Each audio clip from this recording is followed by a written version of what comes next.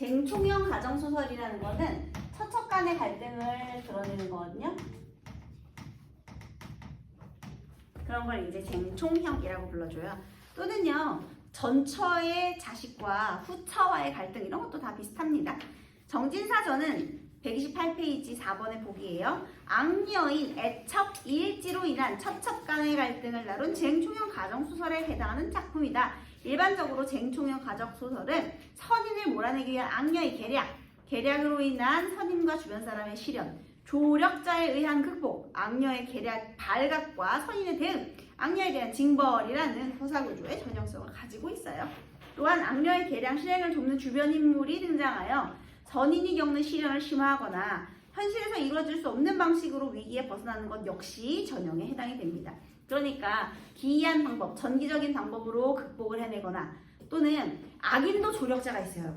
우리 선인에게만 조력자가 있는 게 아니라 나쁜 악녀에게도 그 악녀를 돕는 조력자가 있다는 점. 그런데 정진사전에는 이러한 쟁총형 가정소설의 전형을 따르면서도 악녀에 대한 징벌이 선인의 대응과 무관하게 이루어진다.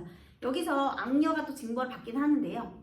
이게 선인이 징벌하는 게 아니라 자기 꾀에 자기가 넘어가게 되는 징벌이 나타나거든요. 그래서 그 점은 좀 독특해요. 그리고 사실 이 정진사전의 가장 중요한 부분은 수특에 실린 부분보다도 그 앞부분이 훨씬 중요합니다. 만약에 연기가 되면 그 앞부분이 분명히 나올 것으로 예상이 되고요. 그 중요한 부분 앞부분을 빼고 이 뒤를 넣었다는 것은 더욱더 그 앞부분에 대한 중요성이 크다. 그걸 연기하지 않겠는가 하는 그런 의심을 갖게 하죠, 여러분. 앞부분의 주어를 한번 읽어볼게요. 자, 보겠습니다. 정진사는요, 장부인 사이에 남녀 쌍둥이를 낳았어요. 그러니까 정진사가 쌍둥이를 낳았는데요. 창인과 규봉이에요. 누가 남자겠니? 창이 남자겠죠? 규봉이 여자예요. 남녀 쌍둥이에요. 쌍둥이는 성별이 달라도 외모가 조금 비슷하겠지. 성별이 달라도 어쨌든 같은 남매니까 좀 닮았단 말이죠. 그런데요, 여기에 어느 날 이 동네에 이제 박소저하고 최소저라는 여인이 있는데 걔가 규봉이를 초대해요. 야, 우리 같이 밤에 한번 놀아볼래? 해가지고요. 박씨하고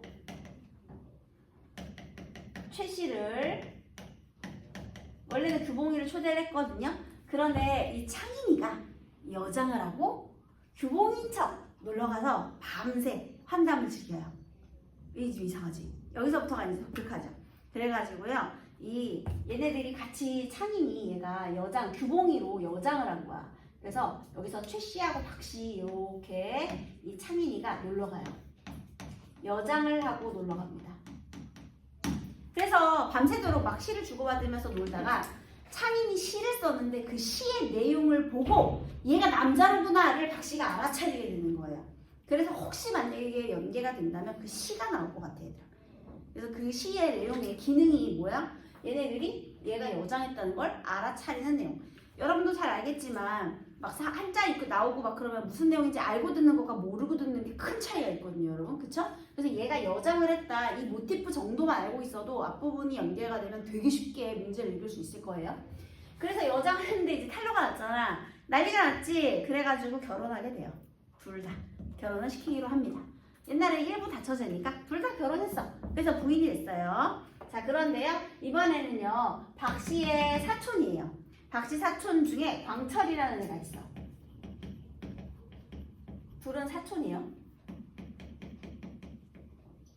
그런데 규봉이하고 광철이 혼담이 오고 간다는 얘기를 들은 거야. 박씨가 이때다.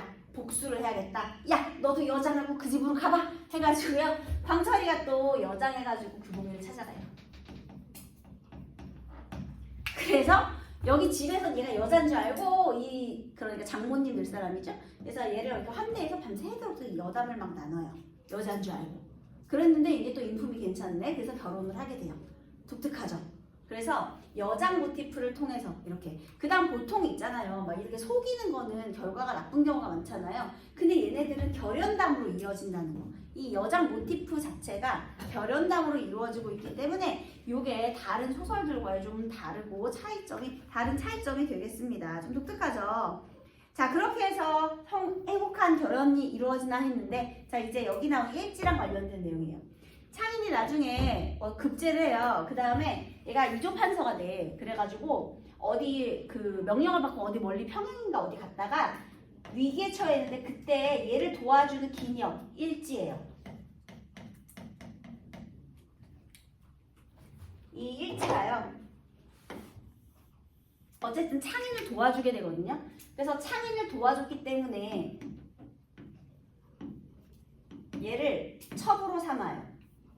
도움을 주고 얘를 첩으로 삼아서 간악한 계집인 일지를 첩으로 삼아서 데려오게 돼요. 지금 얘네들은 다 부부 사이가 된 거야. 혼인을 한 거야. 이렇게 일단 여기 장면. 그 다음에 우리 박 씨에게 아들이 하나 있는데요. 걔가 금석이에요. 일지에게도 아들이 하나 있어요. 걔는 이제 평출이에요. 아이를 낳은 거예요. 자, 어쨌든 이런 일인데요. 자, 이제부터 그 본문을 읽으면 됩니다. 한편 이때 일지는 금석을 처치하고, 어머나, 누굴 죽여? 일지가 금석을 죽여버렸어. 그리고 사실 있잖아, 자기 아들도 죽여요. 이렇게. 얘도 죽이고 쟤도 죽여. 그리고 나서 상쾌한 중에 죽였는데 상쾌하대. 사이코패스야. 또 박씨를 모해하고자 하여 밤마다 차돌과 더불어 의논하더니 여들아 차돌은 누구게요? 내연남 차돌입니다. 그래서 얘가 어떻게 보면 나쁜 일을 도와주는 조력자가 되겠죠. 여러분. 이 차돌은요 일지를 도와주는 조력자, 나쁜 조력자. 둘이 내연관계예요. 내연남. 이웃집 차돌이랑. 지금 왜냐면 창인이가 없거든요. 얘는 저기 멀리 또 이제 또 어디 갔어. 간 사이에 얘가 둘이서 이렇게 주고받으면서 박씨를 모해하고자 하여 얘를 처치해야 될 거 아니야. 부인들을 내쫓아야 지가 재산을 차지할 테니. 그래서 밤마다 차돌과 더불어 의논을 하니까 차돌이가요. 내 친구 중에 봉돌이라 하는 놈이, 자, 차돌이가 누굴 소개시켜주느냐. 차돌이가 조력자니까 얘가 소개시켜주는 사람이 봉돌이에요. 둘은 친구 사이예요. 그래서 얘를 소개시켜준 거예요. 일지를. 자, 여기서 끝난 오입쟁이일 뿐 아니라 얘들아 오입쟁이는 바람둥이라는 거예요. 나쁜 놈이네. 그 다음에 궁량이 유효하여. 궁량이 유효하다라는 거는요. 능히 처리할 힘이 넘친다. 그러니까 힘이 넘쳐. 오늘 마침에서 박씨의 말을 듣고 내 상처하여 민망하더니, 상처라는 건 이제 부인과 사별했다는 거죠. 그러니까 부인과 이별하고 민망했는데 박씨는 자식도 잃어버렸고, 여기 자식 죽었죠. 그 다음에 이런 때 호강이나 할까 하니, 왜 호강을 해? 봉돌이가 어떻게 할까? 박씨를 보쌈해 가려고 하는 거야. 겁탈하려고. 내일 밤에 돌광대를 모아, 돌광대는 돌아다니는 광대, 놀이공연패, 걔네들을 모아 그 집 문 밖에 노름을 붙이고 어둑해진 후에 업고 달아나면 일개 아녀자라 꼼짝 못하리라 하던데 그 말이야 또 안가? 자, 이거 누가 말한 거야? 친구 중에 봉돌이란 놈이 얘기한 거를 우리 차돌이가 전달해 준 거죠. 무슨 소리인지 알겠죠? 그러니까 계략을 꾸며요. 그래서 얘네 셋이서 같이 계략을 꾸미는 거야. 그래서 봉돌이로 하여금 원래는 박씨를 겨냥한 거죠. 이렇게. 내가 박씨를 보쌈해가지고 어떻게 한번 해볼까 한 거예요. 자, 그래서 일지가 손뼉을 치면 말만 들어도 깨속은 맛이로다. 내 최선을 다해보리다. 오, 나쁜 년이네요. 만족했습니다. 자, 이날 밤 박씨가 꿈을 꾸니, 여러분 이거 선택지 보면서 문제 푸세요. 박씨가 꿈을 꾸니, 자, 꿈을 꿨어요. 박씨가. 아까 전에 우리 보기에서요. 비현실 요소가 대입해서 또 위기를 벗어나기도 한다라고 했잖아요. 자, 박씨의 꿈입니다. 박씨가 꿈을 꾸니 한 노인이 사무관대하고 얘들아, 사무관대라는 것은요, 그 벼슬 복장을 말하는 거예요. 어쨌든 높은 그런 복장을 하고, 그 다음에 처녀니 들어와 박씨를 부르며 부인은 주무십니까? 자, 노인이 나타나죠. 꿈에 나타난 노인의 역할. 귀신인가 사람인가? 부인은 놀라지 마옵소서. 나는 금강산의 신령이오니. 아하, 이 노인의 정체는 금강산의 신령이었습니다. 신령스러운 존재였네요. 부인의 재앙을 구하고자 하여 왔나이다. 이런 누추한 곳에 신령님이 강림하오시니 천만 의외이옵니다. 처부인, 재화는 어인 말씀입니까? 제왕, 아까 전에 재앙하고 똑같은 거죠. 나에게 닥칠 나쁜 일이 뭐예요? 물어봤더니요. 내일 밤에 괴상망측한 욕을 당할 것이니 부디 멀리하소서. 괴상망측한 욕 세무하세요. 뭐예요? 봉돌이가 박씨를 납치하는 사건을 말하겠죠. 납치라고 적으면 되겠죠. 봉돌이가 납치하게 되잖아.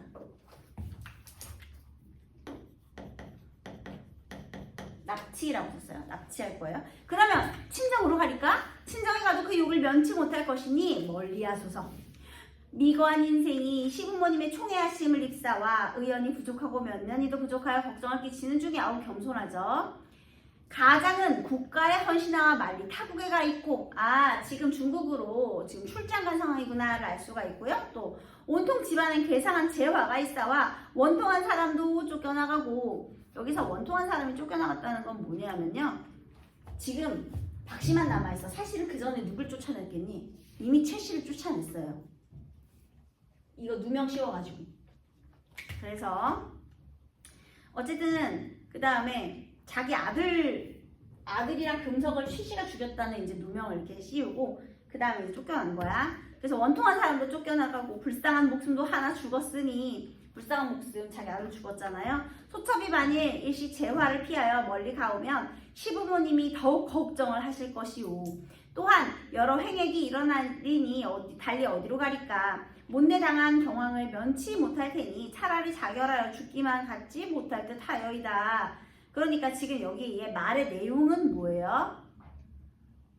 내가 멀리 하소서. 멀리 떠나고 싶지만 떠날 수 있다 없다? 없어요. 왜요? 일단 시부모님이 걱정된대. 집에 지금 안 좋은 일이 너무 많은데 나까지 가면 시부모님이 걱정하신다. 그리고 또 하나는 지금 집을 떠나도 아마 재화를 피하기는 어려울 것이다. 이런 두 가지 이야기가 있죠. 여러분 말의 내용을 파악하는 문제는 언제나 나오는 거예요. 그 다음에 노인이 말하길 인명세천일이니 임의로 죽지 못하고 씻지 못하 욕만 당하면 그 안이 분하리까. 여자가 비록 힘쓰기 어려우나 내가 인도하여 줄 것이니 걱정 마소서. 씻지 못할 인생을 그다지 생각하시니 은혜가 하여 갔사오나 설령 어디로 간다 하여도 어미 없는 채순을 버리고 갈 수는 없나이다. 자, 여기서요. 채순이 최씨의 딸이거든요. 최씨는 지금 벌써 얘네가 쫓아냈잖아. 벌로 쫓아냈잖아요. 그런데 봐봐. 의리가 엄청나지. 채순을 지키기로 했다. 엄마가 쫓겨난 상황에서 채순을 지키려고 하는 거 너무 의리가 있습니다. 그래서 어미 없는 채순을 버리고 할 수는 없다. 거기다 의리 적으세요. 그러니까 이 박노인의 도움을 거절하는 이유는요. 시부모님 걱정. 그 다음에 집을 떠나도 재화는 피할 수 없을 것 같고 세 번째는 이 채순에 대한 의리 때문에 그렇습니다. 그건 부인의 요량이니라 하고 보이지 않았다. 박씨가 놀라 몽중에서의 일을 열심히 생각하니 집안에 또 변이 날 징조라. 신령의 말이 그러하니 피하려 하면 필령의 욕을 볼 것이요. 피하려 하여도 거처를 정하지 못할지라. 피하지 않을 수도 없는 이런 걸 진퇴양난, 사면초가라고 부르죠. 진퇴양난의 처지에 빠졌네요. 마음이 심란하여 대부인께 의논하여 보자. 그러니까 시어머니를 또 찾아가요, 박씨가. 그래서 장부인을 찾아가는데요. 시어머니 대부인께 가보자 하고 들어가니 이때 장씨가 꿈에서 깨어 누워있다가 장씨도 뭘 꿨어? 꿈을 꿨대. 그런데 놀랄 일이 벌어졌어요. 이 꿈과 이 꿈의 내용이 같은 거야. 서로 같은 꿈을 꾼 거예요. 전기성이죠. 전기성. 그래서 박씨를 보고 놀라며 물으니 박씨가 꿈을 소상히 하리었다. 그래서 같은 꿈이에요. 이때 진사가 들어오다가 부인의 거동이 심상치 않을 보고 들어와 부르니 박씨도 있는지라. 너는 어찌 오직 자지 않고 이 밤에 왔느뇨? 둘이서 꾼 꿈이 그리도 똑같으니 집을 어디로 알아보고자 하였나이다. 그러니까요, 장씨가 박씨의 말을 믿었겠지. 왜냐면 둘이 꿈이 똑같으니까. 그래서요, 여기서 둘이 이제 어디를 피신하려고 그렇게 하고 있었대요. 집을 어디로 알아보고자 했다라는 것은 원래는 잠시 몸을 피해 있으라 했다는 거죠. 어디에 다른 데 가 있어야겠다 이렇게 생각했대요. 그런데 그런 실없는 말을 어찌 하는가. 꿈이라는 곳이 본디 허상이요. 또한 젊은 여자가 친정도 아니고 정처 없이 어디로 가든 욕이 되지 않겠는가. 자, 둘이 있잖아요. 같은 꿈을 꾼 다음에는요. 안 되겠다. 다른 곳으로 몸을 피신하자. 다른 곳에, 집을 떠나서 다른 곳에 가려고 했는데, 자, 누가 만류한 거야? 시아버지인 정진사가 만류한 거죠. 어디 유편내가 나가냐 이런 식으로. 그래서요, 사랑에 나가니 박씨가 갈 길 찾아 힘든 차에 진사 말씀이 그렇다고 여겨 잠시 여쭈되 아버님 말씀이 지당하오니 설사 무슨 액을 당하여도 집에서 당할 수밖에 없겠습니다. 자, 그래서 안 떠나기로 한 거예요. 정진사 말 때문에요. 별 땅에와 도로 생각하다가 그러그러 날이 새어 종일 염려 무궁하더니 걱정이 끝이 없어. 비자 운선이 고하기를 오늘 밤에 우리 집 문 밖에 돌광대 논다 하더이다. 애기씨는 구경하지 아니시렵니까?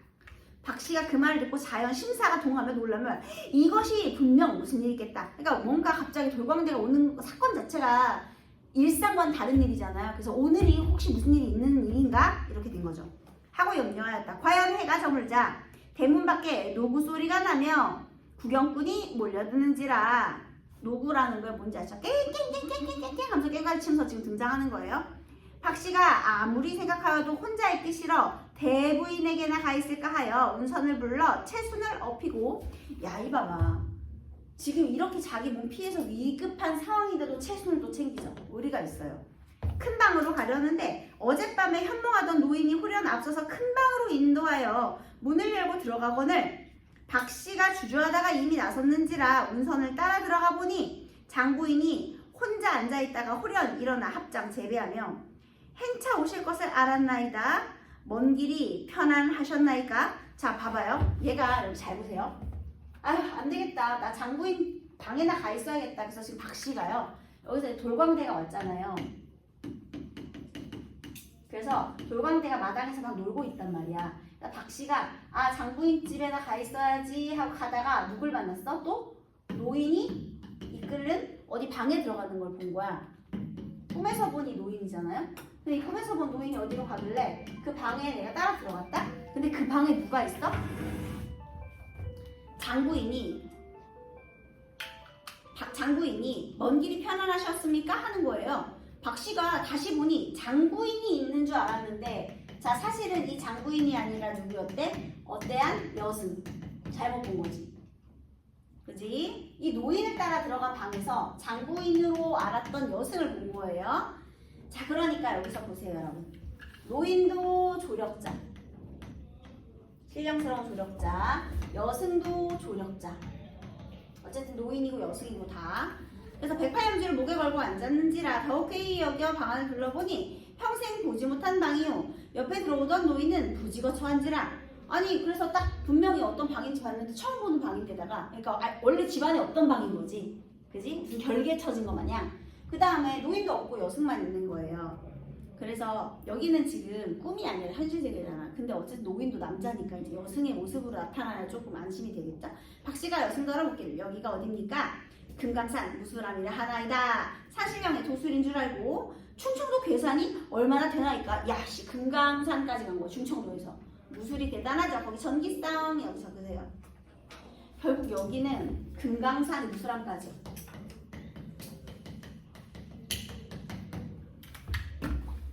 그 다음에 850리라 하더이다. 와우, 850리.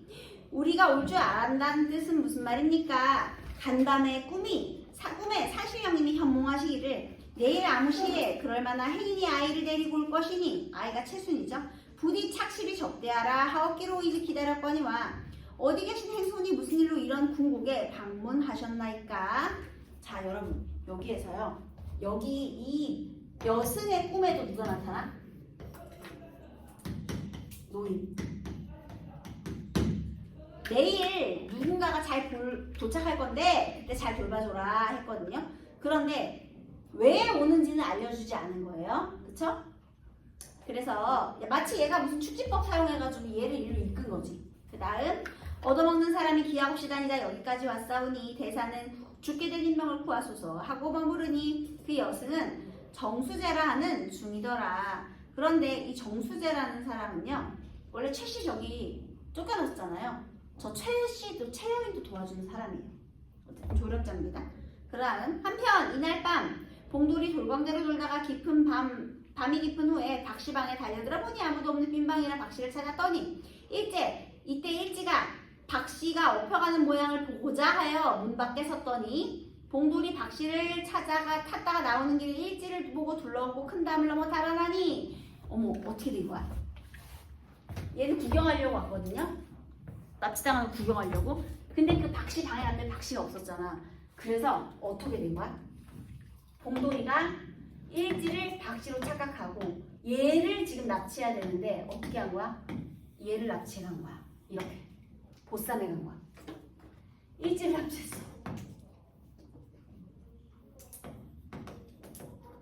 해가지고 달아나가지고요 술 장사 시켜요.